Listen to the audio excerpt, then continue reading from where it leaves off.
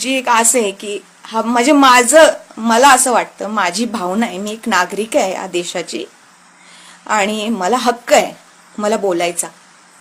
मला असं वाटतं हा पक्ष एकत्रित यावा. चांगलं वाटत नाही असं.